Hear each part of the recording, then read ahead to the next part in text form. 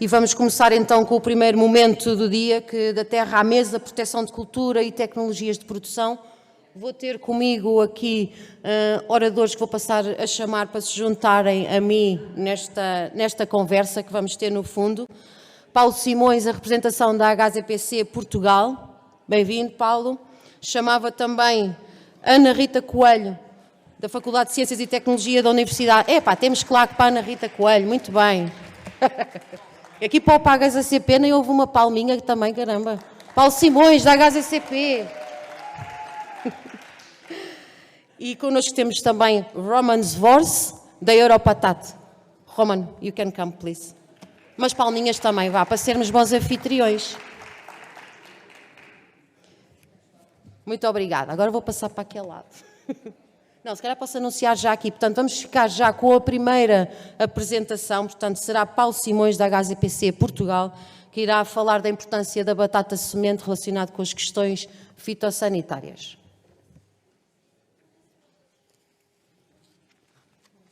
Muito obrigado. Como é lógico, eu tenho que começar por agradecer a oportunidade dada pela Probatata, em nome do Sérgio e da Sandra, de poder estar presente a falar um pouco sobre o meu trabalho, sobre aquilo que faço, a batata de semente. Gostava também de dar os parabéns pelo evento. Ontem foi, sem dúvida, um dia cheio de surpresas e cheio de grandes momentos. Trouxe vermelho, para ver se me acalmo.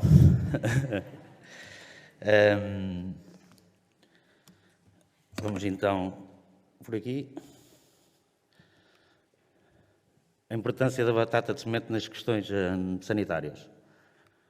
Decidi dividir ou subdividir a minha apresentação, começando em primeiro por dar um panorama geral do que tem sido o mercado da semente em Portugal na última década. Passando depois, sim, a falar sobre o tema que nos traz aqui, mais as questões fitossanitárias, embora que, quando nós falamos de batata de semente, o que ela nos faz logo é dar essa garantia de fitossanitária. Falando um pouco sobre o que tem sido o mercado nos últimos anos. Nós temos aqui um gráfico que é bastante ilustrativo do que se tem passado no mercado da batata de semente, que tem vindo gradualmente a ter uma redução no nosso mercado. Nós podemos ver no gráfico que entre 2011 e 2020, 2011 com 48 mil toneladas e 2020 com 35 mil, estamos a falar que em 10 anos tivemos uma redução de 27% do mercado. Se andarmos 30 anos para trás, em que um ano podia chegar a ter 90 mil toneladas de semente, falamos já de uma redução de 60% da batata de semente comprada em Portugal nos últimos 30 anos. Isto tem sido uma tendência, eu aqui não tenho os números de 2021, 2022, mas estão aqui vários colegas que comercializam também semente e outros colegas que as plantam e sabem que nos últimos 2 anos a tendência tem continuado de forma decrescente e o que se espera é que agora em 2022 a redução possa ser no mercado entre 10% a 15%. Desta quantidade que nós falamos, e quando nós falamos, por exemplo, em 2020, em 35 mil toneladas, 14% dessa batata de semente importada foi exportada. Ou seja, nós aqui em Portugal temos a cooperativa do Barroso que está a fazer semente, mas que acredito que ainda não exporte. 17% deste valor é exportado, ou seja, os operadores em Portugal compram e depois recolocam noutros países. Ou seja, este valor da área plantada em Portugal ainda temos de tirar os 14%. A maior parte, e quando nós olhamos para aqui e tentamos encontrar onde é que está a haver esta redução do mercado, nós temos que ir para o Norte. O Norte, neste momento, ainda continua a representar à volta de 53% do mercado de semente, ao contrário do que muitos pensam. São parcelas muito pequenas, mas são muitos agricultores. Infelizmente, esses agricultores, nos últimos anos, têm vindo a ficar cada vez mais velhos.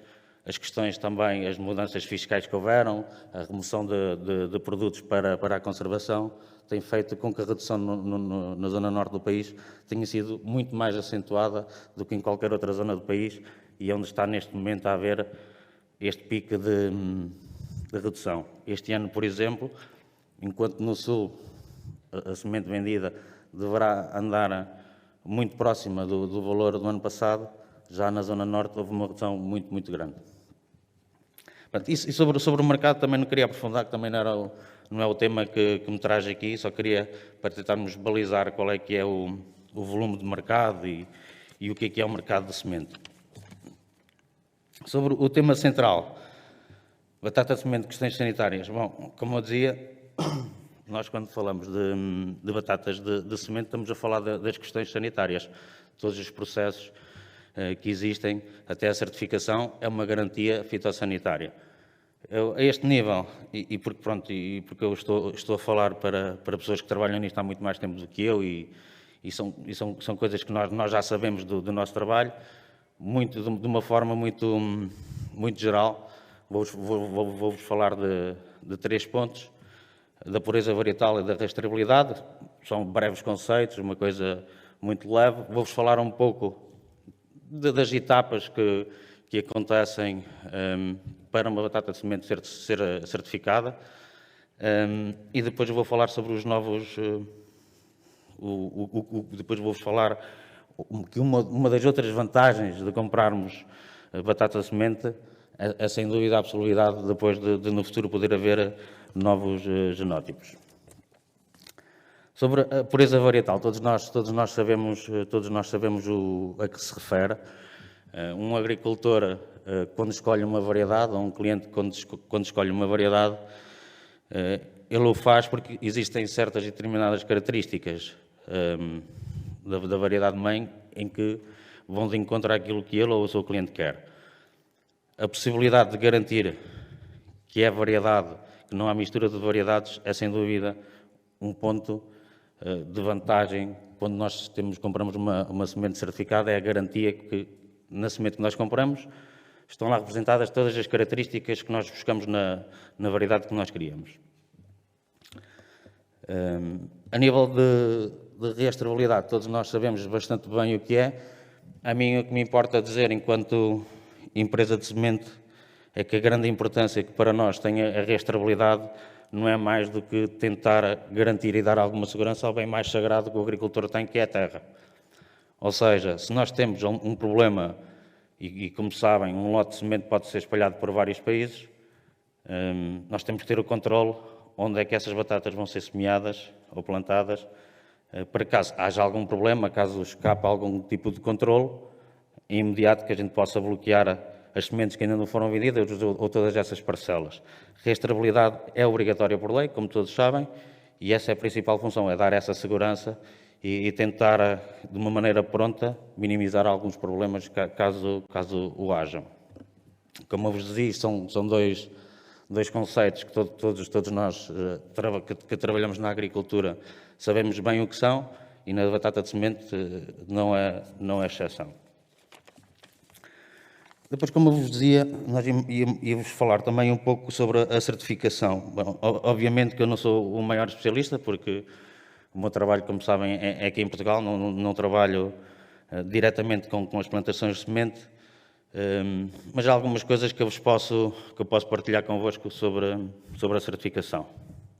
Obviamente que também, como por exemplo, os decretos de lei que regem em Portugal, balizando, dando limites máximos a tudo quanto é pragas, e aqui no nosso decreto-lei, agora em vigor, que é o número 190 de 2020, em que ele nos vai dizer qual é que são as pragas que são tolerantes e quais é que são os limites dessa tolerância, e quais é que são as pragas de quarentena em que não existe qualquer tipo de tolerância.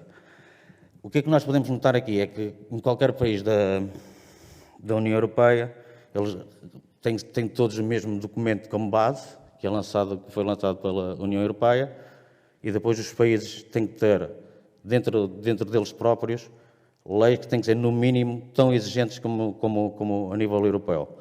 Ou seja, nós podemos ter limites mais baixos do que as diretrizes europeias, mas nunca podemos ter diretrizes mais altas do que as diretrizes europeias. Em Portugal nós andamos muito ainda estamos colados às diretrizes europeias. Há outros países que, em alguns organismos, têm limites mais baixos. Eu aqui coloquei alguns dos que são controlados: podridão úmida ou seca, desde que não seja podridão anelar ou ralstónia.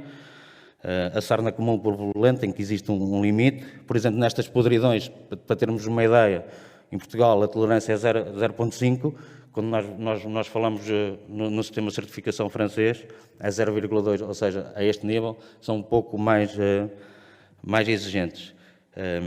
Risotónia, os defeitos externos, pronto, tudo isso é controlado.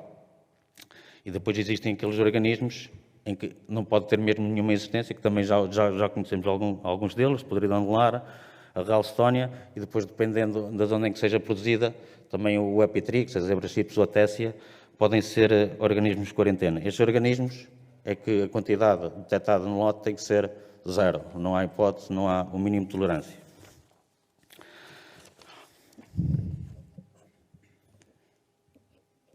Sobre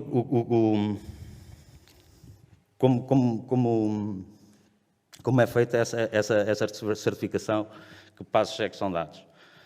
Bom, da experiência que eu tenho, e a minha empresa basicamente rege pelo serviço de certificação do NAC, que é o Serviço de Inspeção Holandesa, e do SOC, que é o Serviço Oficial de Controle de Certificação francês, são os métodos que eu estou mais habituado, que é onde a nossa empresa faz a importação.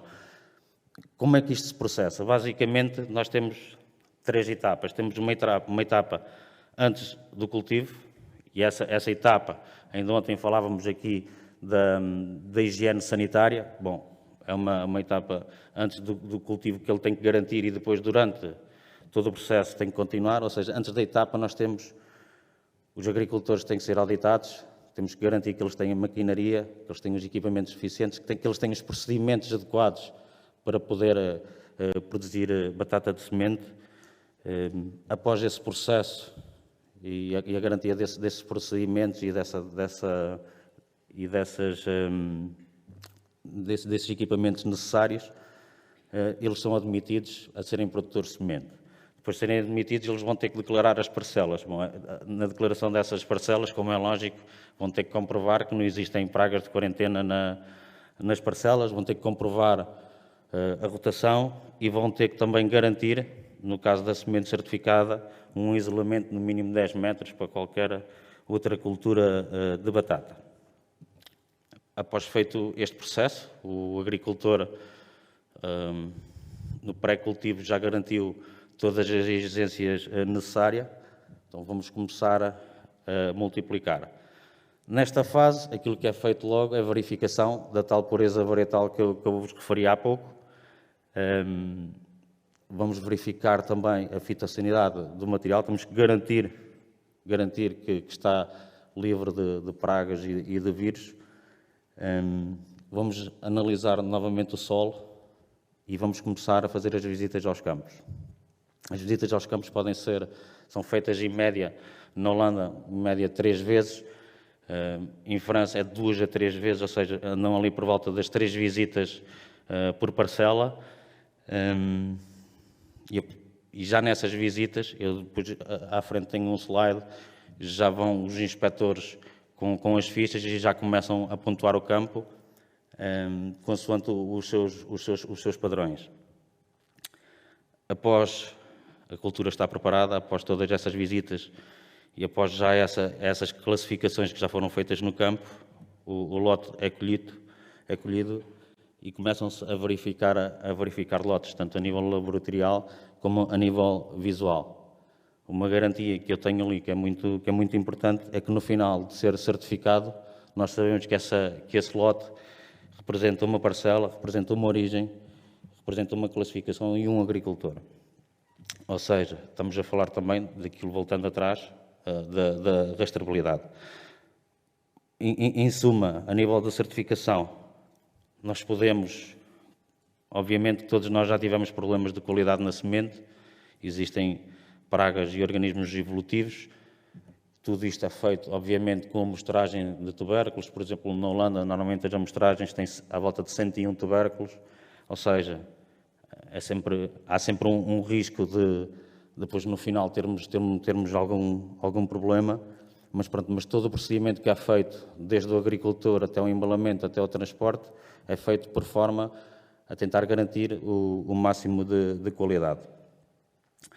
Relativamente a esta certificação sanitária, eu acho que também era importante de vos falar. Lembro-me há uns anos, nas jornadas da batata aqui em Portugal, em que se comentava muito de semente não certificada que vinha do norte de Espanha e que poderia conter organismos de quarentena e que deveríamos ter cuidado com isso.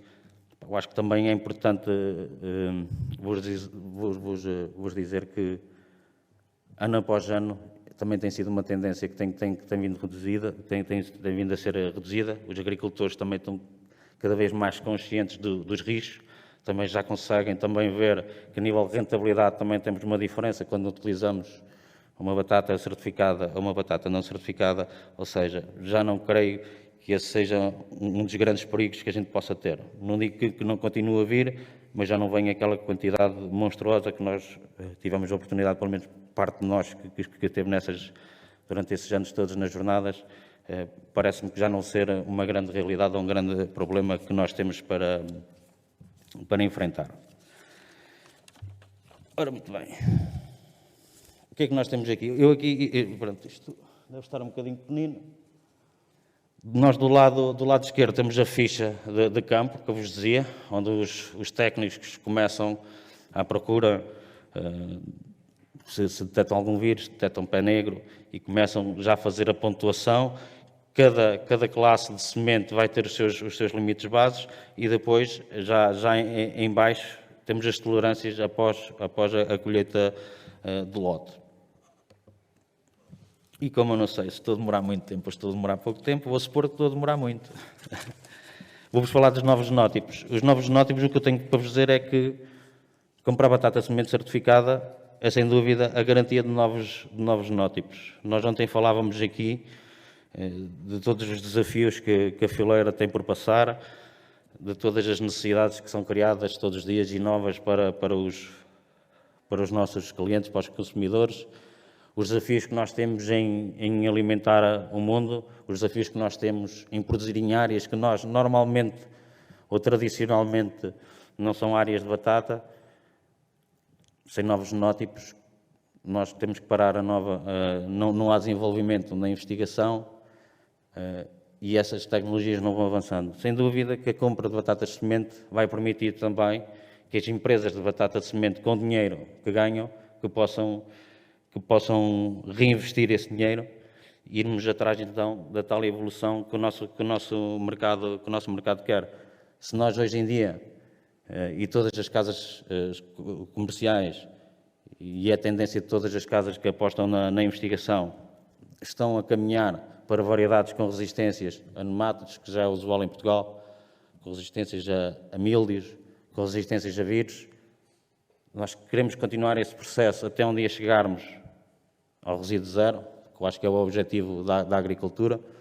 Para a batata de semente não é um processo muito rápido, normalmente, e já ouviram falar, uma batata demora 10 anos a vir para o mercado. E agora um reparo, nós, do início de 70 mil exemplares que nós temos, só no final aproveitamos 3 variedades, só para terem a ideia também do dinheiro que isto envolve. Ou seja, a compra de batata de semente, e isto às vezes é um tabu de dizer, e é claro, eu trabalhando com semente, pronto, é sempre difícil dizer isto, mas sem dúvida que é uma das grandes vantagens da compra de semente certificada. E é com esse investimento do agricultor, com esse investimento das empresas de semente, em que nós, todos juntos, porque eu acredito que também este é o significado destas jornadas, todos juntos vamos caminhar para um futuro em que vamos ao encontro e que voltemos a ter o consumidor a consumir as nossas batatas, que não só fritas, não é? Porque nós estamos a ver os números da batata de consumo em Portugal e nós comemos imensa batata, sem dúvida. Mas só que houve uma transferência das batatas ultracongeladas para as batatas frescas. O consumo de batatas frescas tem vindo a diminuir a um ritmo que nenhum número mostra. porque esses números estão a ser todos absorvidos pelas ultracongeladas.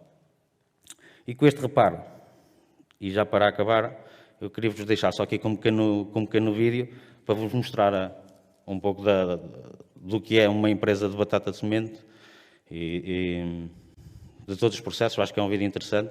Espero que gostem. Agradeço novamente a oportunidade e continuação de umas boas jornadas.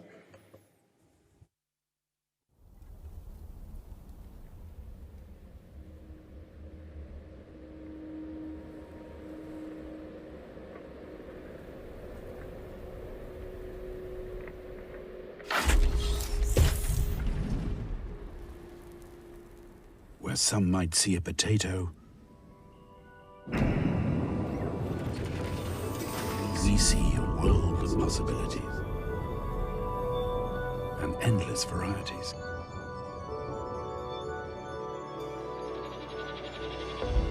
We tell a 100-year-old story that sprang from a single seed potato. We are in the field of spring, of starting new ways. We give life to better breeds. We are guiding durable growth for the well-being of people worldwide. We stand our ground. We dig deeper. Beneath the surface, we keep seeking. We share knowledge. We serve solutions. We are researchers. We are enablers, initiators, innovators.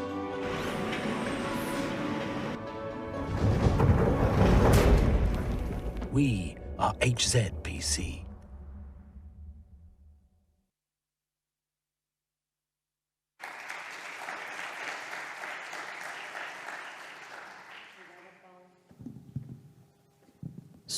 Obrigada.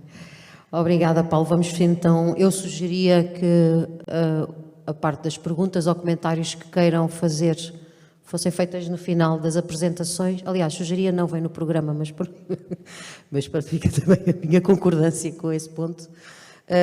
Vamos passar então, e peço calma na plateia, porque vem Ana Rita Coelho, da Faculdade de Ciências e Tecnologia da Universidade Nova de Lisboa, para falar então do trabalho que tem sido feito da fortificação da batata em cálcio.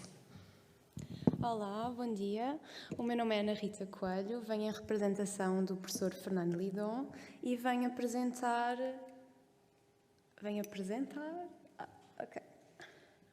alguns dados sobre o nosso projeto de fortificação de batata em cálcio.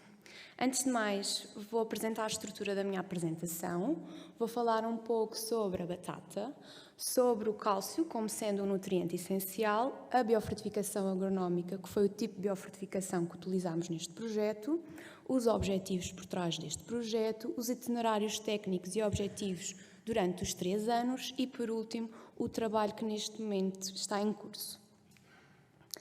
A batata é considerada uma staple food, um alimento fundamental a nível mundial e a quarta mais importante a nível de todo o mundo, após o milho, o trigo e o arroz. 3 das variedades que são mais produzidas em Portugal é a Agria, a Picasso e a Rossi, devido ao seu paladar atrativo e o facto de ter uma potencialidade enorme associada à culinária.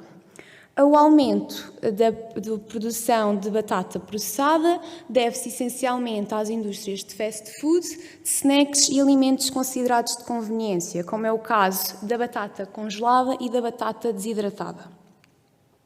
O cálcio não só é um nutriente essencial para o ser humano, mas também para as plantas. No entanto, nas dietas humanas, o cálcio é um dos elementos que a dieta humana se encontra mais desprovida. Como tal, a deficiência de cálcio pode levar a diversos tipos de problemáticas, nomeadamente as mais conhecidas, que é a osteoporose e o raquitismo, e recentemente tem sido associada também a deficiência de cálcio a patologias como a hipertensão e o cancro coloretal. A biofortificação agronómica, que foi o tipo de biofortificação que foi utilizada neste projeto, tem como objetivo fornecer aumento de nutrientes na parte edível da planta. Assim sendo, a biofortificação agronómica verifica-se como uma estratégia bastante viável no que diz respeito ao aumento de nutrientes que desejamos aumentar na nossa planta ou no nosso alimento. Os objetivos do nosso projeto podem ser sumarizados em 3, sendo o primeiro o delineamento e implementação de itinerário técnico de biofortificação em cálcio de 3 variedades, Agria, Picasso e Rossi. Seguidamente, a biofortificação agronómica através de pulverizações ao nível foliar, durante o ciclo produtivo das plantas e após a tuberização, o início da tuberização. E, por último, o desenvolvimento, num contexto já de inovação, de um alimento com características funcionais, neste caso, a fécula e o puré de batata desidratado.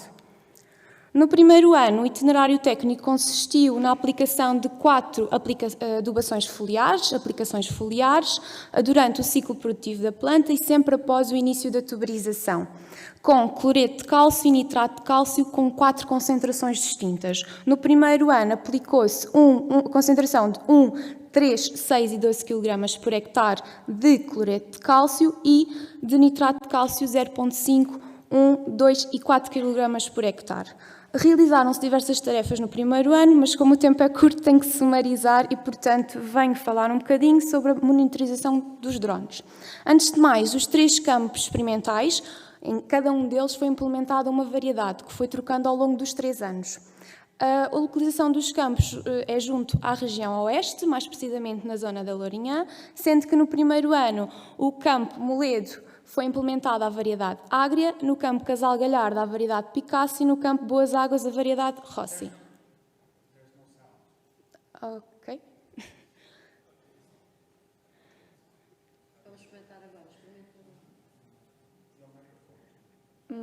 Microfone? Regi. O Roman está a dizer que está sem som. Já está bem. Vamos experimentar. There's no sound in your ear. Mas fala o microfone. Itinerário técnico? Não estou a perceber. Ok, vamos tentar perceber aqui se é preciso. Já está ok? Já? Já está? Ok, posso continuar? Obrigada, Roman. Aqui foram recolhidas imagens de drone. Neste caso, podemos ver na primeira coluna o ortofotomapa, o modelo de elevação digital, o mapa de clives e o NDVI, que nos dá os vigores das plantas. Neste caso, como apenas os terrenos estavam lavrados, o que nós podemos ver é uma tonalidade mais alaranjada que corresponde à terra. Realizámos a caracterização do solo através da quantificação de macro e microelementos, de pH e de condutividade elétrica. O que se verificou foi que existia diferenças significativas nos 3 campos, em todos os parâmetros analisados, exceto no pH, que oscilou entre 7,3 e 7,4.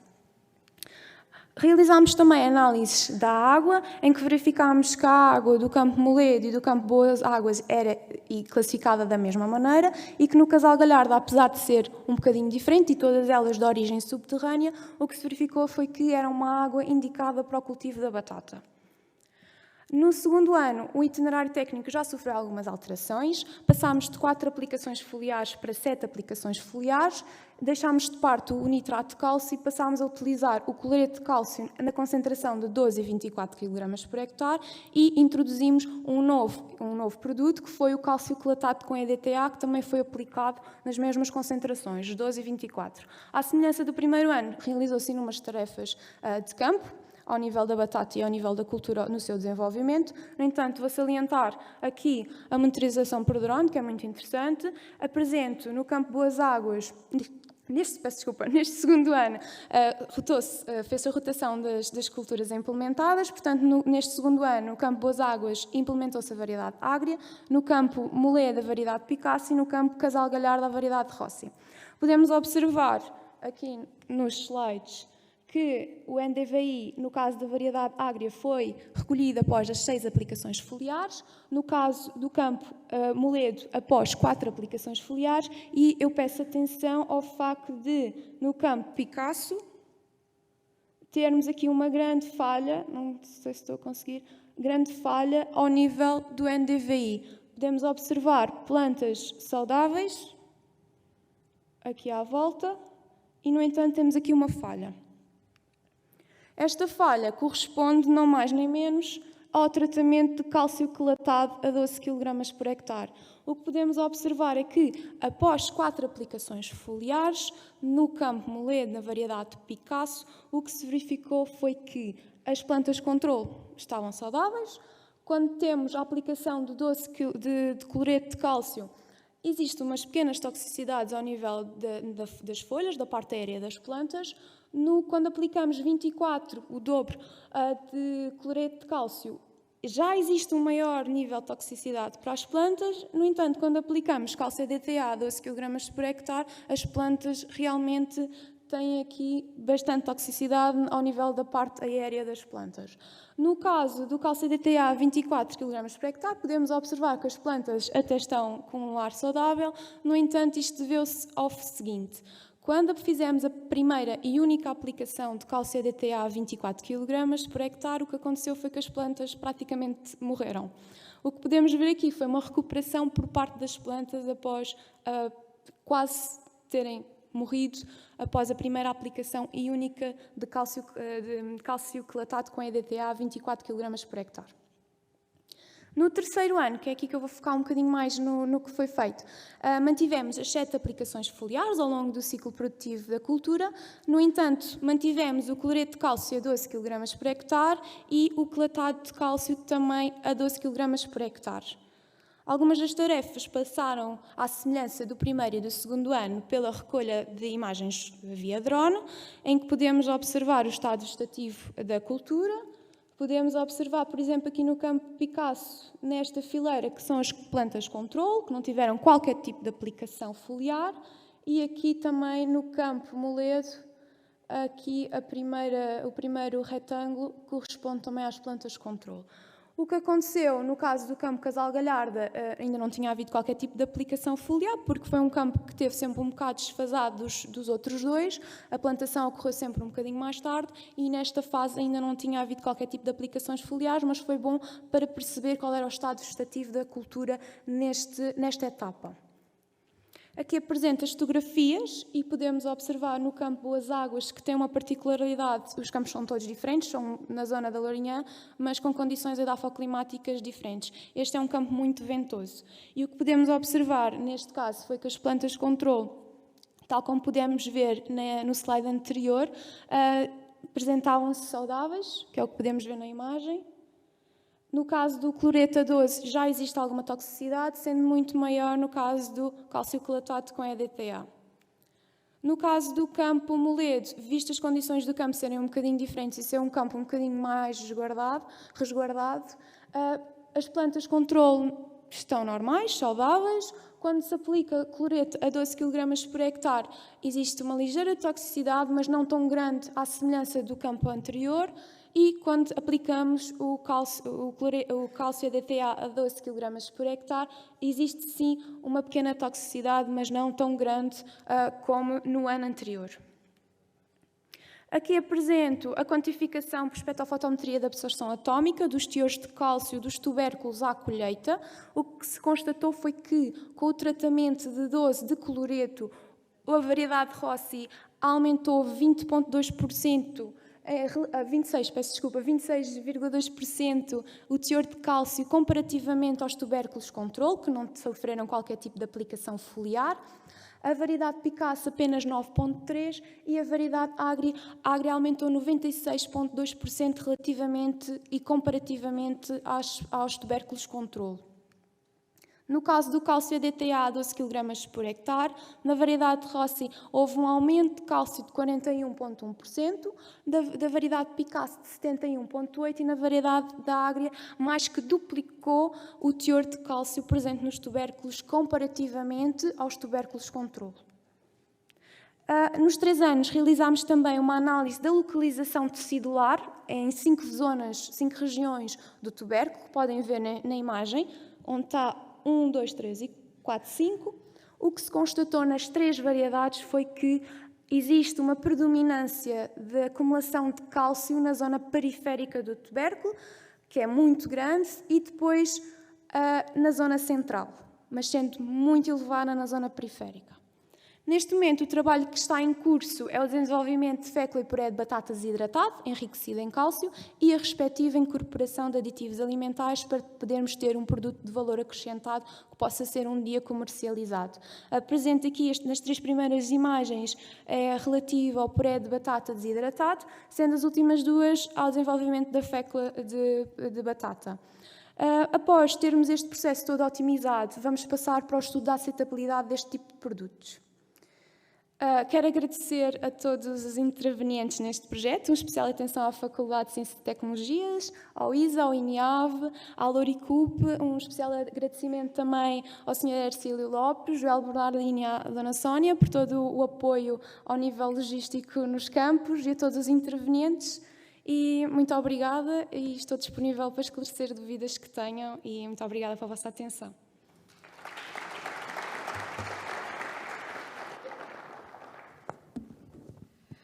Obrigada. Aproveito para chamar a chefe Marlene Vieira, por favor, para se juntar a nós. E vamos ficar então com a apresentação de Roman Zvorc, da Europatat, sobre acrilamida em batatas.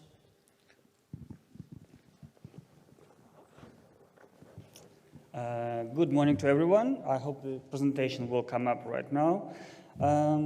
As was mentioned, my name is Roman Zvorc and I work for Europatat. And today, in my presentation, I will give you a, let's say, helicopter view of what's happening with acrylamide in Brussels. Yeah. As maybe you remember, my colleague yesterday mentioned about Europatat, and maybe I will explain a bit more what is our role in acrylamide policy. As you know, as you maybe remember, Europatat represents traders in seed and ware potatoes, and our members, of course, they trade, they supply potatoes to processors, to packers, to distributors, to stores, but our members do not process potatoes themselves. But of course, because clients of our members are concerned of this, and that's why Europatat does follow this policy. And but in Brussels, we, let's say, not the main player, but we still kind of keep an eye on this, and we communicate with our members about this. And also, because Europatat membership covers 20 member states in the EU, out of 27, and plus we have also countries which are not non-EU countries, and they're also members of the Europatat. I want to start my presentation maybe with the first point about kind of remind everyone about what's happened regarding science on acrylamide. As you maybe as you know, that EFSA has been active on the assessing acrylamide since 2005, and they've been publishing different statements, scientific assessments on acrylamide, and the last one was published in 2015, which is like a comprehensive acrylamide assessment, where they basically assessed how toxic acrylamide is, and how much consumers are actually exposed to acrylamide. And I'm not going to go into details about this scientific opinion, because it was like 300 pages long. I just extracted some key, let's say, quotes from the conclusions of the opinion, which actually stress how important this dossier is for potatoes. And first of all, I want to mention it's acrylamide, that high levels of acrylamide were found in 2 food categories. First it was coffee, and second one, potato fried products. And this is important, highest levels in those 2 categories. Second thing which I want to mention is that the main contributor to total dietary exposure to acrylamide were coming from potato fried products. That also is very important to remember. And the third factor which I wanted to mention, it's that there's estimation of human exposure to acrylamide revealed that infants, toddlers, and other children were the most exposed groups. And in this case, when the vulnerable group of people is of concern, then it always raises a red flag. And of course, EFSA opinion confirmed that acrylamide is harmful to health in general. And of course, once opinion was published, then it always triggers discussions at the EU level, at the Commission with member states, what to do and how to regulate. And based on this, we know that the Commission in 2017 released a regulation which established for mitigation levels or mitigation measures to control, to manage acrylamide in processed products, in all kinds of processed products, not only potatoes, but also biscuits and other products. And also regulation introduced benchmark levels. They're kind of maximum limits, but they're not legal levels, means that if the residue of acrylamide in product exceeds this benchmark level, it means that the producer has to do an investigation why there's such a high level. And of course, there was a promise made by the Commission, or commitment made by the Commission to consider introducing maximum levels after certain time. And it's another important moment to remember. And another legal document which was released in 2019, it's a recommendation, Commission recommendation, where they asked member states to perform monitoring on the presence of acrylamide in various food products, and including some potato products. And the potato products of concern were rosti, croquettes, potato casserole, potato and cheese meat meals. And of course, all this data was sent to EFSA and still being supplied to EFSA every year. And what's happened that the Commission and Member States, they discussed the latest occurrence data of acrylamide in all kinds of products. And what happened is that at the end of last year, the Commission issued a, let's say, possible changes to benchmark levels. Why it's possible? Because it's not actually a legal proposal. It's just a kind of for consideration to the industry. And these possible changes were shared with all the stakeholders, and it was a targeted stakeholder consultation where all stakeholders could comment. And these possible changes also affected potato products. And I don't see it, it's very small, but you can see that the current benchmark levels, it's proposed to keep them, but in addition to that, to introduce maximum limit. It means that if the acrylamide in the product exceeds the benchmark level, then the producer needs to do an investigation why it's so high.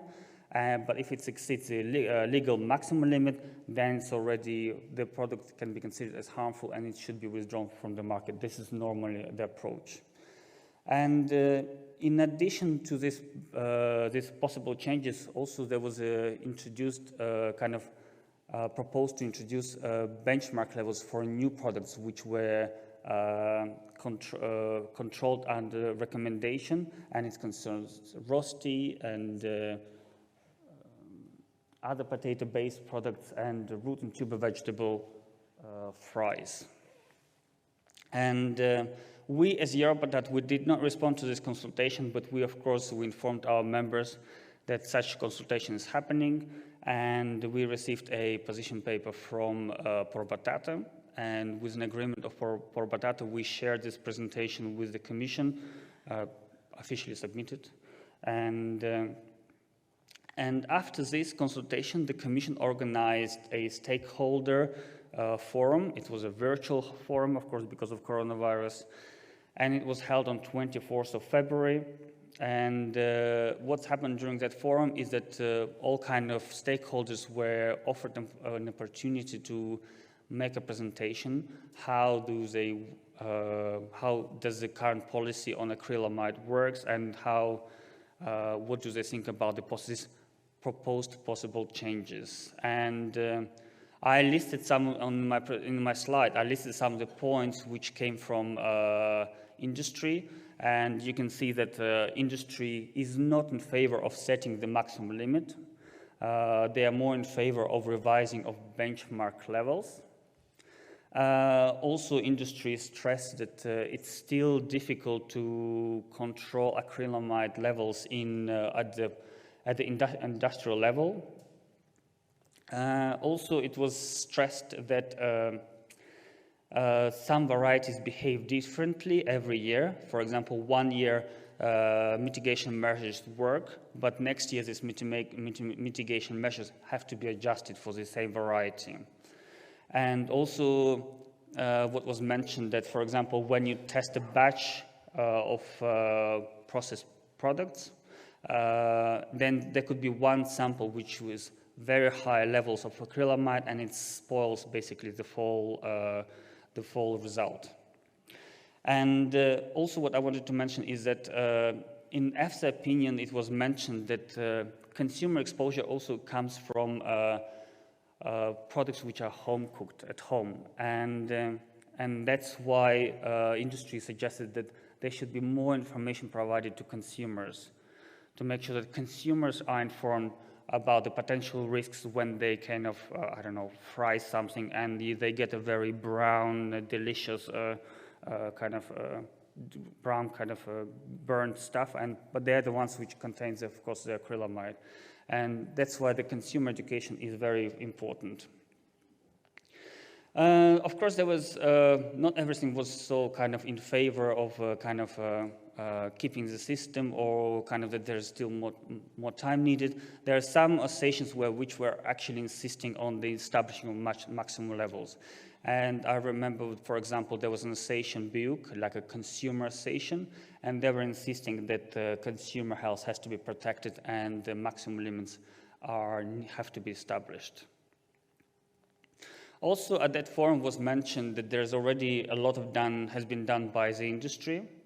There is, for example, this acrylamide toolbox. It's a Food Drink Europe document, and they are very active on the acrylamide topic in Brussels.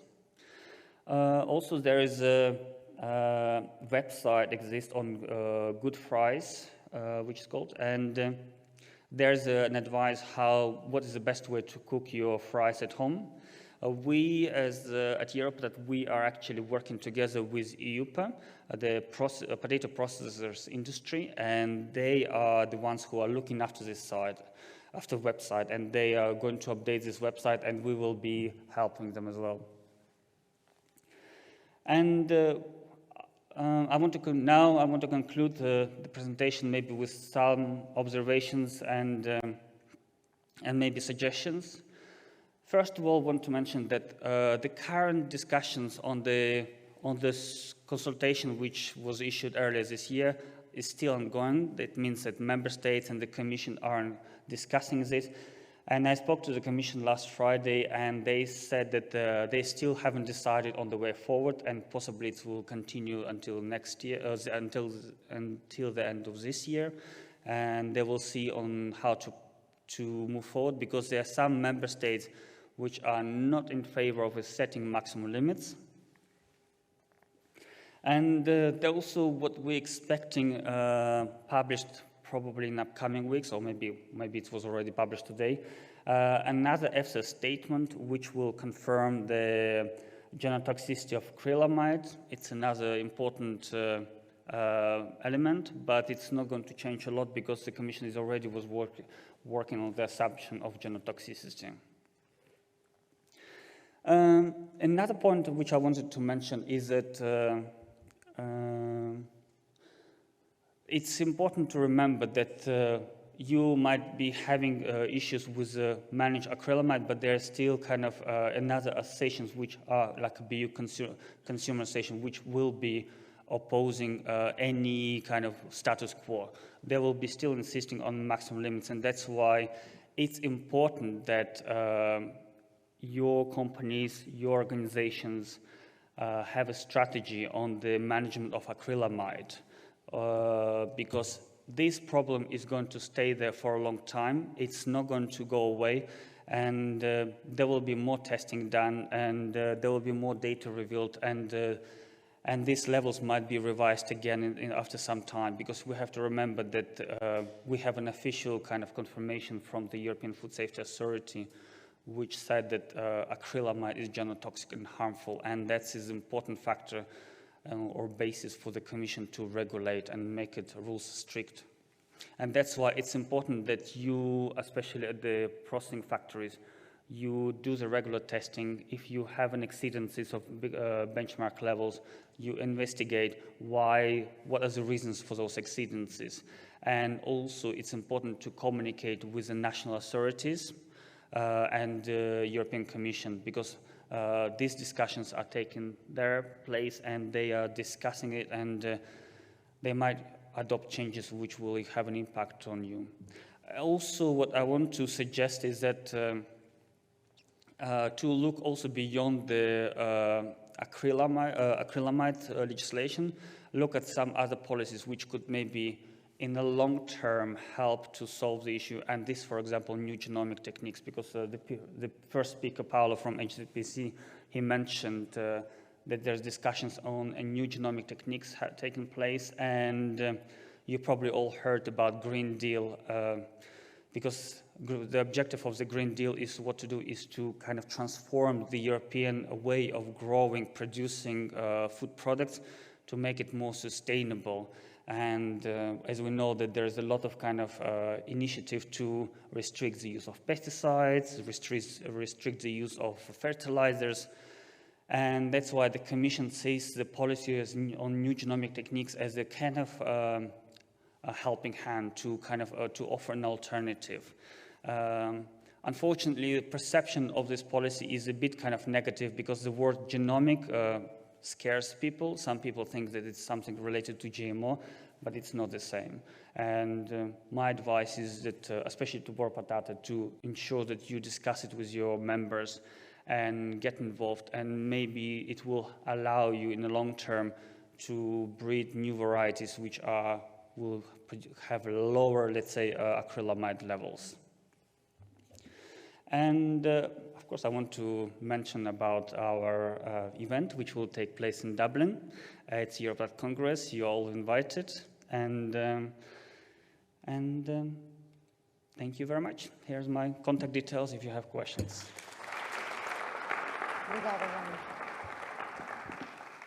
Muito obrigada. Vamos então ficar com esta última intervenção deste painel. Temos a chefe Marlene Vieira para nos falar do valor nutricional da batata. Obrigada.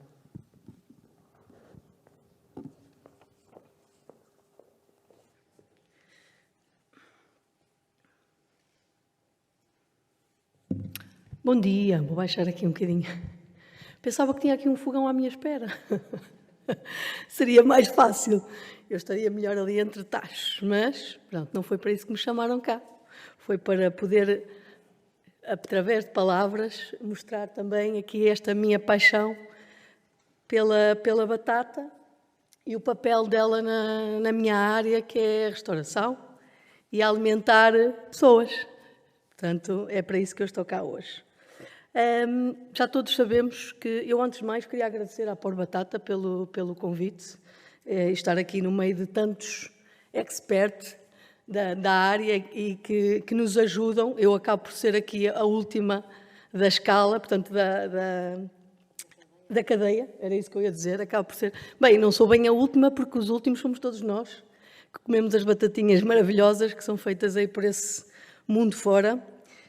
Eu faço parte de um grupo, de uma classe de pessoas que trabalham a batata e tentam desafiar ali certas dificuldades, porque a batata sempre foi amada e odiada. E por isso acho que faz parte, é importante que um de nós possa estar cá e mostrar e tentar transmitir esta nossa vertente com a batata. Já todos sabemos que a batata é um dos alimentos mais versáteis que existe. É também um dos ingredientes mais desafiadores para quem é chefe de cozinha e para quem é cozinheiro, isso também acho que vocês já sabem, e acho que lá em casa já muitos tiveram episódios bons e maus com batatas, portanto isso também acontece nas nossas cozinhas, a partir do momento em que nos aparecem batatas que nós não conhecemos, ou estilos de batatas, há não sei quantas variedades de batata. O importante, a partir do momento que nós conhecemos ali a categoria de cada uma, o que é que cada uma contém de amido, a quantidade de amido, se tem mais umidade, se tem menos umidade, nós conseguimos, o grande truque é esse, é nós conhecermos realmente as variedades e sabermos o que fazer com cada uma delas. Hoje em dia, nos supermercados, nas cadeias de distribuição, já tem uma grande ajuda com a indicação para fritar, para cozer, para assar, isso já é uma grande ajuda. Muitas vezes, se calhar, as pessoas estão distraídas e não conseguem visualizar isso, mas já se encontra, a não ser aquelas que se vendem a bolso, não é? Que não se consegue identificar logo à primeira vista, só para quem já lida com batatas todos os dias como nós, nas cozinhas, é que nós só de olhar percebemos qual é que tem mais amido, qual é que tem menos amido e pronto, e vamos para aí fora. Sabemos que as batatas podem ser preparadas de todas as maneiras possíveis de confecção. Acho que desde fritas, assadas, estofadas, é o ingrediente, sem dúvida, mais versátil que existe nas cozinhas. O critério, era isso que eu estava a dizer há pouco, o critério mais importante para a seleção é o teor de amido, que são divididas. Isto eu roubei aqui um bocadinho ao vosso site, que eu fui lá buscar para poder explicar um bocadinho melhor. As 3 categorias do alto teor de amido, as farinhentas, médio teor de amido ou baixo teor de amido, cada uma delas dá para fazer uma diferente textura de batata. Gostava-vos de dizer que há 2 chefes que ficaram mundialmente conhecidos por causa das suas receitas de batata. Sem esta, portanto, a batata fez mais por eles do que eles fizeram. Se calhar, eles fizeram os 2, foi ali uma partilha do que tudo o resto. Todas as outras receitas que eles tinham criado até então não teria sido nada de espetacular.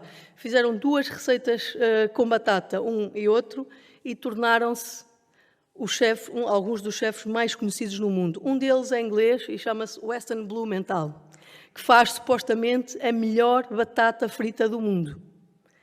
Como é que é possível um chefe ficar conhecido? Supostamente é uma confecção que há aqui uma guerra que os nutricionistas faz bem. Nós já sabemos que faz mal, não é a batata em si, mas é a gordura que é adicionada.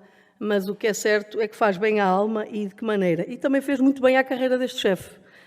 O Weston Blumenthal começou em casa, antes de se tornar chefe profissional, já tinha criado esta receita. Em casa foi estudar todos estes baixos teores, alto teor, tudo, foi saber toda a parte científica da batata e em casa começou a criar uma receita que viria a dar-lhe o brilho. Se calhar vocês assistiram ao MasterChef Austrália, certamente já ouviram lá, que é o chefe do Fat Duck. Ele depois, claro que depois as outras receitas foram sendo divulgadas, mas o que é certo que o que trouxe para a ribalta foi a batata frita em 3 cozeduras. Começa por ser cozida, na verdade, e depois leva uma leve cozedura e termina com a fritura que se conhece e que fica crocante sempre. Nunca amolece, que é aquilo que acontece com as batatas fritas normalmente. Este é um. O outro é o Joël Robuchon, que é um chefe francês. A verdade, a França e o papel da França com as batatas e a cozinha, a alta gastronomia, e, na verdade, com a batata na nossa alimentação diária, deve-se muito aos franceses. E isto tem a ver com um senhor chamado qualquer coisa Parmentier. Estou certa ou estou errada? As senhoras e as pessoas que fazem parte da pôr batata sabem disso tão bem quanto eu. Parmentier esteve preso durante a Segunda Guerra Mundial e ele foi alimentado à base de batata.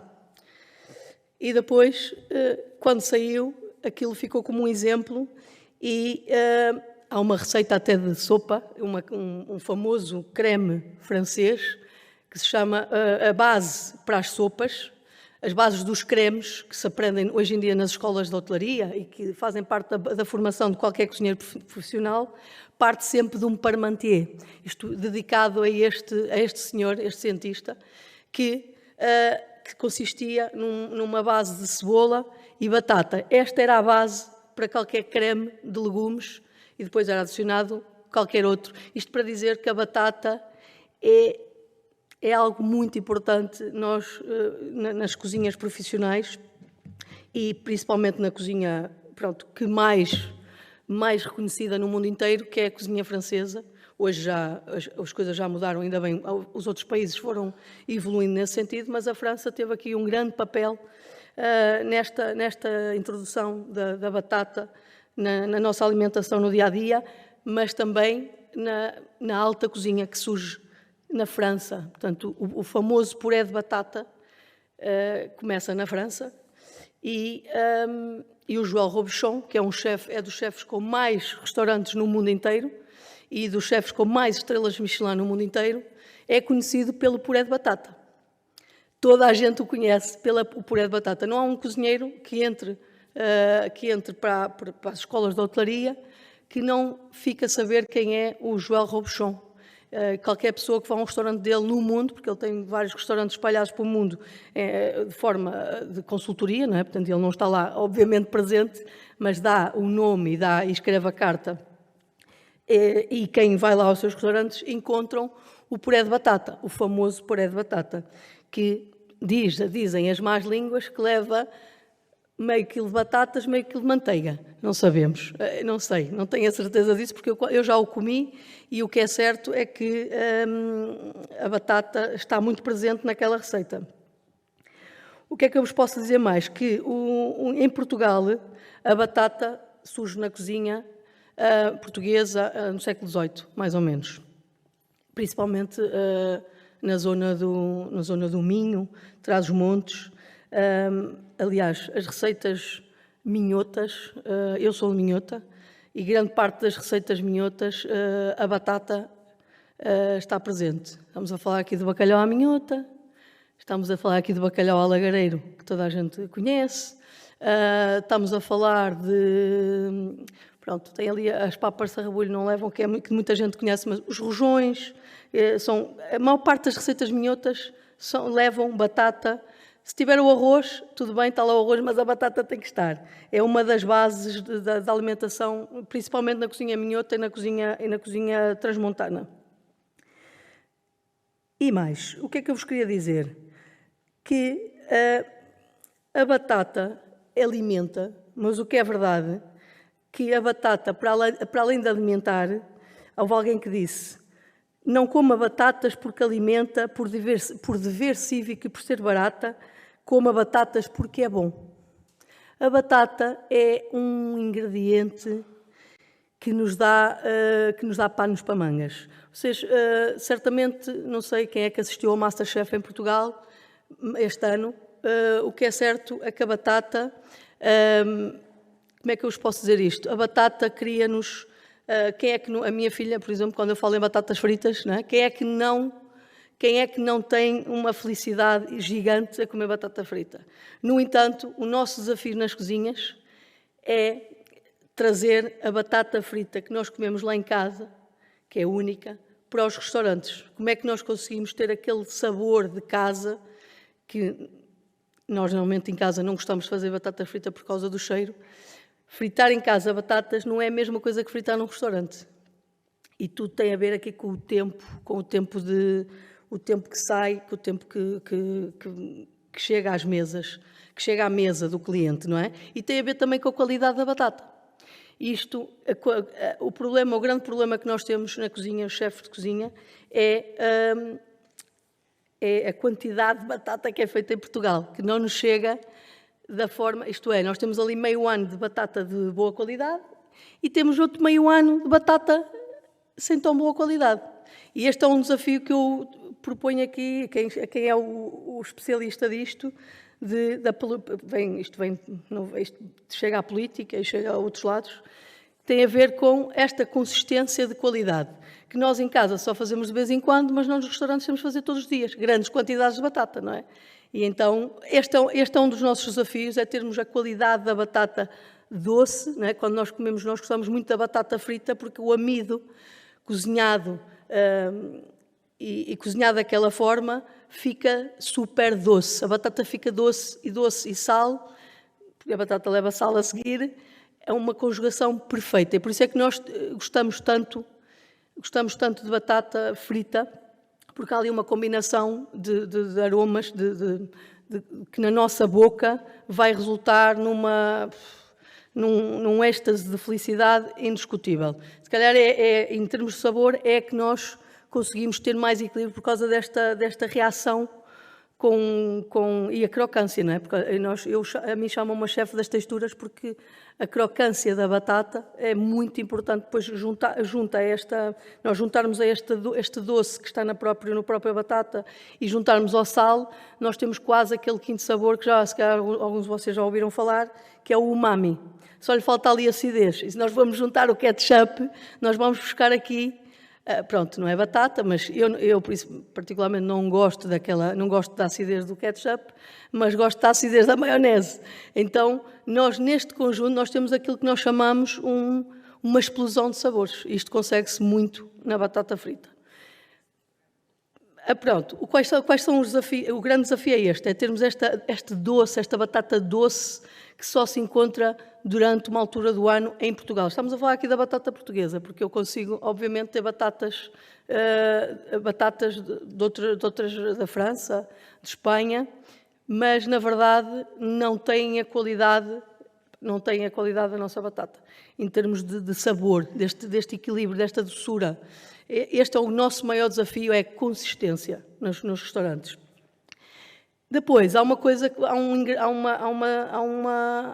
mesma batata que nós usamos para fritar, normalmente é a mesma batata que nós usamos para puré. Não é bem, mas serve. Normalmente, a batata para puré é uma batata avermelhada, mais seca, quanto com baixo teor de amido, que é muito importante para nós obtermos aquela textura fofa que vocês conhecem no puré, e não aquela textura elástica que é o que o amido lhe dá quando ele tem excesso.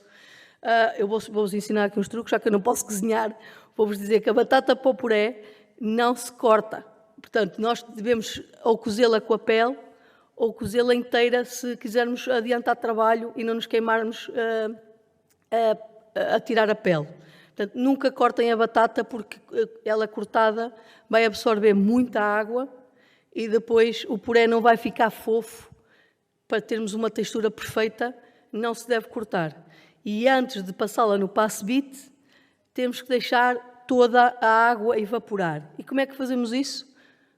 Colocá-la no frigorífico, um bocadinho, tipo 2 minutos, porque o frio vai puxar. Isso é um dos truques que o Weston Blumenthal nos ensinou ao mundo, como é que obtemos batatas fritas sempre crocantes. E no puré de batata funciona da mesma forma, é retirar a umidade. Portanto, nós espalhamos a batata cozida, 5 minutos no frigorífico, o vapor vai sair da batata com mais facilidade e ainda morna, passá-la no passe-bite. É a melhor forma de obtermos um puré super, super cremoso e saboroso. Agora, há uma outra tem a ver com a batata cozida, que é, se calhar, a receita mais básica e que, se calhar, os portugueses, que está muito associada aos portugueses por causa do bacalhau, não é? Obrigatoriamente. Agora, lá está. Aqui a batata cozida parece uma coisa assim tão simples, que eu poderia pegar numa simples batata e colocar a cozer em água. Só que não é assim. A batata cozida... A grande questão é que batata é que nós vamos cozer. Não pode ser qualquer batata. Esta batata que eu vos falei há pouco, de baixo teor de amido para fritar e para puré, é completamente errada para cozer. Tem um sabor que cozida vai saber imensamente a terra. Em termos de sabor, não é a batata cozida, nós vamos conseguir saborear a pureza da batata, portanto, aquela é água, não é? Portanto, nós não podemos adicionar um dente de alho, um louro, um fio de azeite para dar sabor, porque a batata absorve tudo o que nós lhe damos, só que aqui a variedade da batata é muito importante quando se coze. A melhor batata para cozer é aquela nova, acabadinha de colher, é a melhor batata para cozer. É melhor. Seja ela branca, seja ela vermelha, é batata nova. Pronto. Com alto. Vamos? Eu já estava aqui a falar de comida. Eu estava aqui toda a tarde a falar-vos de comida. Para terminar, a batata vai continuar nas nossas cozinhas e, sem dúvida, vai continuar a ser um grande desafio para nós. Deixo-vos aqui a mais difícil de todas, é fazer batata soufflé, que é uma batata que incha, é crocante e que depois serve para rechear. Nós na alta cozinha fazemos isso, fazemos quase uma batata inchada, oca por dentro, crocante por fora, e nós podemos injetar o que nós quisermos lá dentro. Uma mousse, um molho, o que nós quisermos. Comam batatas, não porque fazem bem, obviamente fazem bem, mas porque são mesmo muito boas e vão estar sempre presentes na nossa alimentação e devem estar sempre presentes. Deem batatas aos vossos filhos, de todas as maneiras, não tirem esse prazer da batata e deem-lhes também da forma mais tradicional, que são assadas e cozidas, que são muito boas. Só têm que saber escolher a batata certa. Muito obrigado, espero que tenha passado aqui alguma mensagem boa. Bom dia e resto de boa jornada, está bem? Bom dia, obrigada. Muito bem, vamos tentar recuperar aqui um bocadinho do tempo, que já vai um pouco avançado para o que estava previsto. Eu queria perguntar à plateia se tiver questões ou comentários que queiram colocar aqui. Obrigada.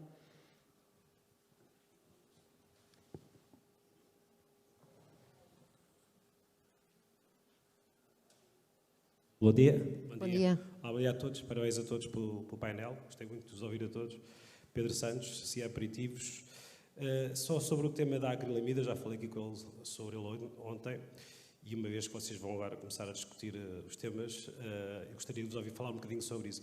A indústria já há muito tempo e há muitos anos que tem desenvolvido a sua tecnologia e mexe em determinadas variáveis, precisamente para baixar os níveis de acrilamida. Nós sabemos onde é que temos de mexer, o que é que temos que fazer, e temos vindo a mitigar ao longo dos anos, desenvolver tecnologias, inclusive nos permitem quase em tempo real ir vendo quais são os nossos níveis de acrilamida.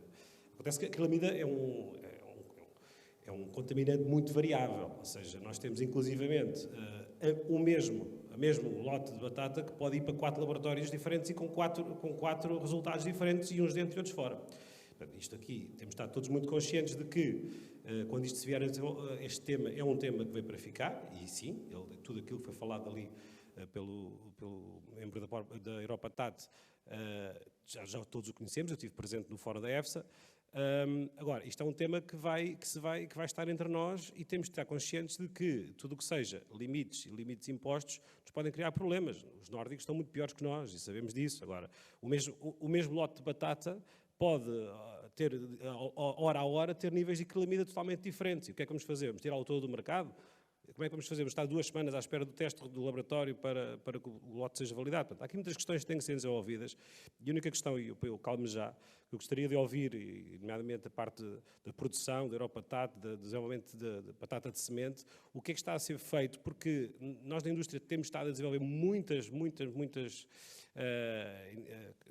ao longo dos últimos anos, temos intervido muito ao nível do nosso processo de fabrico para mitigar esta questão, mas as variedades têm um papel preponderante no desenvolvimento da acrilamida.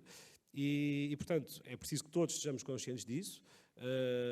Eu dou-vos o exemplo da batata Hermes, que é uma batata que todos gostamos de plantar e todos a dominamos muito bem, mas eu quero-me ver livre dela o mais rapidamente possível, porque verdadeiramente ela é uma batata que nos traz nos envolve muito mais a acrilamida. E, portanto, temos de estar todos conscientes disso e queria perceber um bocadinho, dentro da vossa conversa, o que é que está a ser feito do lado da produção sobre este tema também, por favor. Ok? Obrigado. Muito obrigada. Penso que aqui Paulo Simões ou Romans poderão querer dizer alguma coisa sobre soluções. Pronto, se calhar podia começar eu por dizer alguma coisa. Sem dúvida que quando nós falamos de batatas para chips, que é o caso, hoje em dia não só a minha casa, a casa que eu represento, mas todas as casas comerciais, quando estamos a desenvolver uma variedade para esse segmento, um dos pontos mais importantes que nós temos neste momento é o nível dos açúcares e a questão da acrilamida. Hoje em dia, por exemplo, pelo menos na nossa casa comercial, uma variedade que seja propícia a altos teores nem sequer desenvolve. Agora, o que se passa é que, por vezes, o desenvolvimento do mercado é mais rápido do que o desenvolvimento das próprias variedades. Por exemplo, estava a dar um exemplo, o exemplo das germes. Sem dúvida, uma variedade com uma expressão enorme no mercado, e os pontos fortes que a Hermes tem, e não falamos só a nível de preço, porque sabemos que sendo livre é uma variedade que tem um preço bastante baixo de mercado, mas também pela época em que nós conseguimos escolher, são junções de características. Ou seja, nós temos que fazer ou inovar com variedades que vá preencher, no caso da Hermes, os açúcares e a conservação, a época de colheita, mas depois também a própria indústria pede, mas nós também precisamos delas para colher cedo e de polpa amarela, e temos que desenvolver variedades para chips, com o cuidado a ter com a questão da acrilamida, mas já com outro ponto que nós temos que fazer. Isto para dizer o quê? Isto é sem dúvida um processo que nós temos que fazer juntos, tanto a nível de fábrica, com todos os processos para minimizar essa situação, como nós a nível de semente, desenvolvendo variedades que já têm essa predisposição, e esse trabalho está a ser feito, e os ensaios que são feitos com as variedades da indústria, é logo um dos pontos fundamentais e que é sempre analisado. Agora, pronto, era como eu dizia, às vezes o mercado anda mais rápido do que nós próprios a desenvolver as batatas. Agora o caminho está a ser feito. Acho que, e penso que o caminho que nós estamos a fazer a desenvolvê-las, vocês em fábrica, eu acho que é o caminho que se deve continuar a seguir para resolver essa situação. Agora, será que vamos conseguir a tempo de resolver isso? Eu acho que essa parte já não seria eu que deveria responder. Romans, eu pedia-lhe também que... I can only add to what I already said, that it's important to communicate on this and get the information. And you mentioned that you're already doing a lot, and it's not going to be easy, especially now with the climate change. Things will get even more complicated, and that's why it's important that when you have issues, that you communicate with the right people and you discuss it together at the national level and the European level, because I've been working on the contaminant policy for many years, more than 10 years, and the person who is in charge of this acrylamide, Dr. Restrati, you know him, and he's a really reasonable man. As long as you come with the data and with justification, he is prepared always to listen and to kind of accept the position and maybe find the solution. It's just work, and that's it. Thank you. Obrigada. Não sei se haverá mais... Aqui à frente, por favor.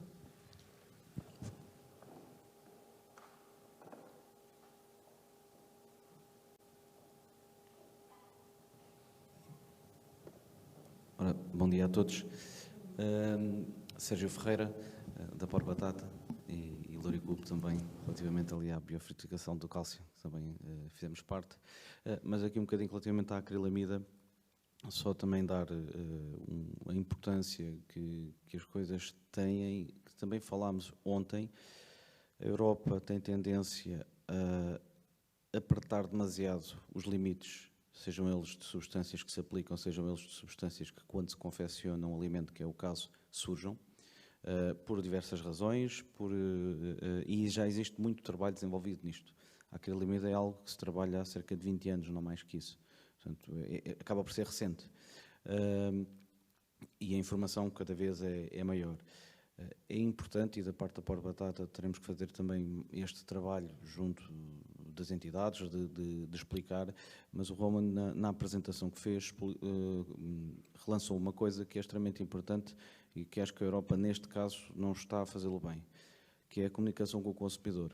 Porque o problema da comunicação com o consumidor, com o europeu, qualquer cidadão europeu que seja consumidor de todo o tipo de produto que tem acrilamida.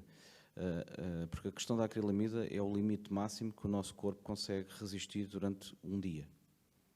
E esse limite máximo é absorvido pelas batatas fritas, mas também é absorvido por o café.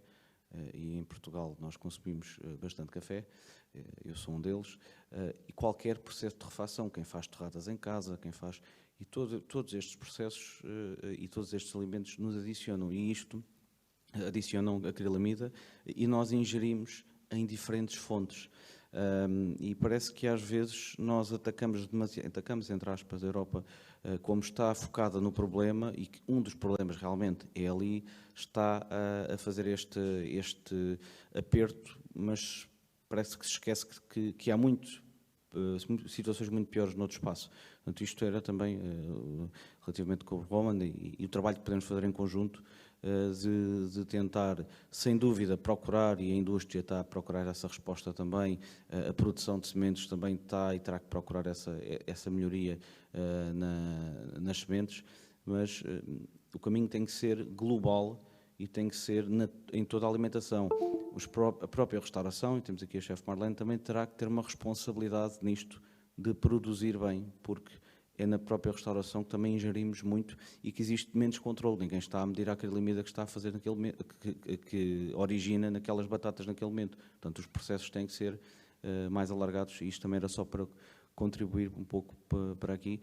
Relativamente à biofrutificação do cálcio, a importância, e penso que não consegui perceber totalmente bem, mas nós tivemos algum impacto nas plantas, mas tivemos fantásticos resultados naquilo que é um alimento biofuncional. Sérgio, Romans, é de facto necessária esta campanha de informação junto do consumidor também, e está previsto que saiba alguma ação nesse sentido? I know that there's private initiatives, like I mentioned, some of them, for example, Good Price website, where it's all available information is available to consumers. I don't think there's maybe some kind of targeted EU campaign. I can maybe check and see if there's something, but otherwise I know that there's, at national level, it's also some activities are taking place. But also what I wanted to mention, and that's why I started my presentation with scientific opinion, because it's always important to remember that it's safe, it kind of serves as a basis for everything what EU does, and it confirms that acrylamide is harmful, and that means there will be always actions on the EU level to do something to regulate it. Yeah, well, let's see. I will check regarding if there's any maybe EU activities, because normally Commission doesn't want to get involved into this kind of EU campaigns. They want to make sure that member states kind of give a dietary advice on the national level, because as you understand that depending on the member state, there's always different patterns of this consumption of potatoes. For example, in Belgium, as I heard, that Belgium is the only country in the world where Belgian fries are served as the main dish. And I don't know, never knew about this, but it's a kind of interesting fact, because in other countries it's a side dish, fries. And that's why, I mean, of course, nobody is going to ban fried potatoes, because it's, I mean, part of our culture, part of our traditions. But I'm sure there should be some national activities. I will check, and I'm sure maybe something happening in Portugal. Yeah. Muito obrigada. Ana Rita Coelho, esta questão relacionada com o impacto que tem na planta e depois resultados a nível do tubérculo. Sim, o que se verificou foi que houve toxicidade na parte aérea das plantas após várias aplicações foliares. No entanto, ocorreu a acumulação da parte aérea, porque foram pulverizações a nível foliar, e houve a translocação por parte dos tubérculos. Os tubérculos acumularam bastante cálcio, níveis muito mais elevados que o que os tubérculos de controlo, apesar desses sintomas de toxicidade. Portanto, tem que haver ainda mais um estudo sobre o que é que podemos fazer para isso não acontecer e mantermos as concentrações que obtivemos a nível de cálcio nos tubérculos. O projeto ainda vai continuar durante quanto tempo? O projeto já terminou, mas quem sabe no Pois, futuro. porque é preciso continuar. Exato, foi 3 anos, acho que é pouco tempo para um projeto, porque há muita otimização a fazer. Foi visto alguma coisa em termos de aumento da conta de cultura em relação a estes processos? Peço desculpa, não percebi. Em relação a estes processos de biofortificação em cálcio, em termos de conta de cultura, aumenta os custos consideravelmente? Sim, existe sempre um aumento de custo, mas nós estamos o objetivo é criar um produto de valor acrescentado. Apesar de haver maiores custos na aplicação deste tipo de produto, há compensação, sim, porque a nível de mercado seria sempre um produto com um valor acrescentado devido às funcionalidades que tem ao haver um aumento do cálcio presente nos tubérculos. Muito bem. Temos mais questões por agora? Bom dia, já agora gostaria de dar aqui uma palavra.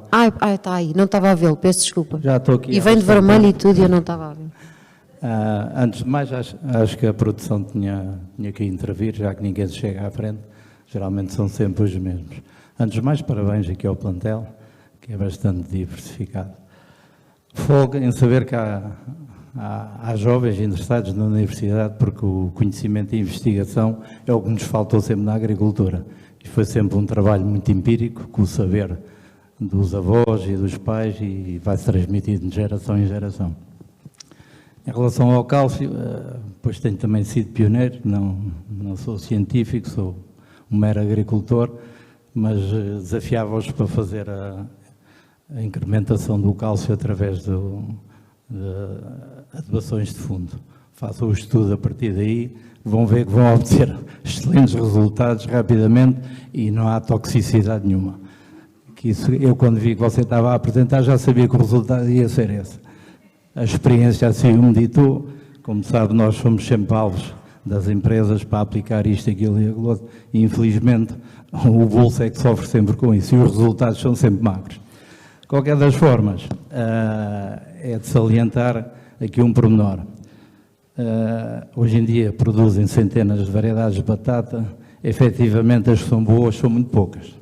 Isto é um negócio de fileira de milhões, os produtores que estão na escala de baixo são sempre aqueles que têm uma vantagem diminuta na distribuição da riqueza. Há uma forma de resolver muitos problemas que está-se aqui a tratar, que tem a ver com a conservação. Como um produto fresco, produto da época, procurem fazer programas. Por exemplo, a indústria, isto é muito chato, tem que organizar, tem que falar com produtores, com regiões. A indústria quer um produto igual todo o ano, isso não existe. Isto é como o amor quando se inicia uma relação é uma coisa, quando acaba é outra. Portanto, as batatas é precisamente a mesma coisa. Portanto, quando se apanha uma batata de uma forma geral, quase todas são boas. Ao fim de 3 meses, 6 meses, 9 meses. Até que a introdução do cálcio tem a ver com isso. Sabe porque é que em Portugal a distribuição não nos comprava batatas todo o ano? Aliás, e a chefe Marlene tocou nesse assunto, compra umas batatas um mesinho ou 2, depois já não presta. Tem a ver com a nutrição e da forma como são feitas. Já, efetivamente, principalmente nesta região, quem conseguiu dar a volta a essa situação. Eu apanho batatas e ao fim de 90 dias estou a vender batatas. Isto não existia, está ali o Paulo a olhar para mim, sabe que é assim. Não é por acaso que França, Alemanha e todos esses países introduziram uma fileira de comercialização a nível mundial, porque as características da forma de produzir e dos seus solos permitiu que efetivamente se conseguisse fazer essa fileira. Nós, devido ao nosso clima e à nossa falta de conhecimento de produção, não estávamos lá. Mas temos uma coisa que toda a gente adora, que é o sabor dos nossos produtos, que é transversal da alface, às couves, às batatas, às cenouras. Temos que tirar mais valia disso, temos que investigar. Esse trabalho que a senhora fez é importantíssimo, tem que o desenvolver e vai ver que vai dar frutos. Portanto, era só para deixar aqui uma achega, comprem fresco e local. É só isso que eu digo. Muito obrigada pela sua intervenção. Ali atrás, por favor, um microfone. Hola, soy David de PepSur, producimos y comercializamos patata de siembra. No hablo portugués, pero supongo que me entenderéis mejor que yo vuestro portugués. Mi pregunta va para Pablo Simoes, de HZPC. Antes en su presentación ha estado hablando sobre la rastreabilidad de la batata de semente. Referente a variedades libres, muchos proveedores pues, comercializamos las mismas variedades. No sé si en Portugal existe algún sistema que refleje en qué parcela se han sembrado esos lotes, alguna forma de geolocalizarlas, porque puede pasar el caso que los mismos proveedores de batata de semente hayan comercializado a algún productor la misma variedad y en caso de encontrarnos alguna reclamación no saber si esas batatas son nuestras o de otro proveedor. Sobre todo son variedades libres. Segundo aquilo que, se eu compreendi bem a questão, a pergunta será como é que nós fazemos a rastreabilidade nos campos cá em Portugal quando nos compram a semente, será isso? E depois, como é que identificam a parcela e como é que sabem que é vossa e não é do concorrente? Uma coisa que é obrigatória, o agricultor tem que identificar a parcela e tem que saber a variedade que lá coloca. Tem que guardar os certificados têm os lotes. Não podemos, se temos algum problema na parcela, nós não podemos analisar nada se houver uma mistura de lotes. Por isso, uma grande parte da rastreabilidade também vai do interesse do próprio agricultor de se proteger. Já aconteceu, por exemplo, cá em baixo no Sul, em que num carro de sementes vem várias variedades, em que depois elas são misturadas e depois chega-se ao final e não se consegue ter conclusão e normalmente o agricultor é mais penalizado por causa disso. O que eu teria que dizer a esse nível de rastreabilidade é que tem que haver dois pontos. Em primeiro, tem que haver a parte do agricultor, dele ser o primeiro também a se preocupar, a se defender, não é? Porque é o produto dele, ele tem que garantir, poder ter essa garantia. E outra parte é nós também termos a confiança e confiarmos no agricultor e daquilo que ele nos está a dizer. A nível mais pessoal, nós já andamos no mercado há algum tempo, nós também temos que passar por essa parte da confiança, porque nós também, o interesse que nós temos sempre é a proteção do agricultor, porque nós precisamos dele todos os anos. Relativamente a caso seja detectada alguma praga, nunca nos aconteceu, mas claro que se acontece, o que nós temos que fazer é logo avisar os serviços e depois pela rastreabilidade ir tentando que o lote que se estiver espalhado em mais algum sítio do país ou em mais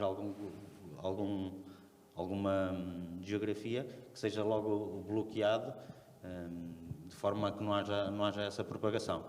Não sei se era a resposta. Entendeste? É tudo na base da confiança. Não tem a ver a base com a confiança, porque o próprio agricultor tem interesse, tal como guardamos um talão quando queremos fazer uma troca. Tem que fazer prova da semente que comprou. Nós não aceitamos nenhuma reclamação sem ver o certificado.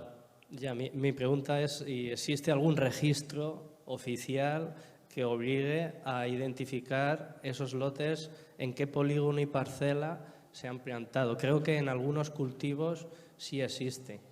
Nós não temos. Vale. Pues no. Yo creo que es algo que a lo mejor deberíamos de trabajar. En España tampoco tenemos nada. Sí. Y por eso mi pregunta es un poco alzar el llamamiento para que quizás haya que hacer algo. Seria uma solução haver este registro? É um problema isto? Eu não vejo, até porque a tendência que eu vejo nas variedades livres é cada vez haver mais uma redução. Agora, quanto mais controle nós tivermos sobre as parcelas, melhor. Embora que eu acho que neste momento os agricultores já estão a ser pressionados por imensa legislação e por imensas certificações e iria ser só... Mais Até um porque papel. esse registro das parcelas, um agricultor organizado já tem esse registro. Eu já estou a falar de agricultores não profissionais, porque qualquer agricultor profissional sabe dizer qual é a variedade, sabe, isso tem esse registro. Sí, pero eso, la mayoría de agricultores tienen sus hojas de campo, pero quizás haya que regularlo y tenerlo registrado. Pero Sí, sabe. al fin y al cabo, nuestro negocio se basa muchísimo en la confianza con los agricultores. Es la base principal. Vale, muchas gracias. Ok, graças. Mais? Ali ao fundo, por favor. Nos bilhetes mais baratos, lá em cima. Bom dia, sou Filipe Aires do Belverde.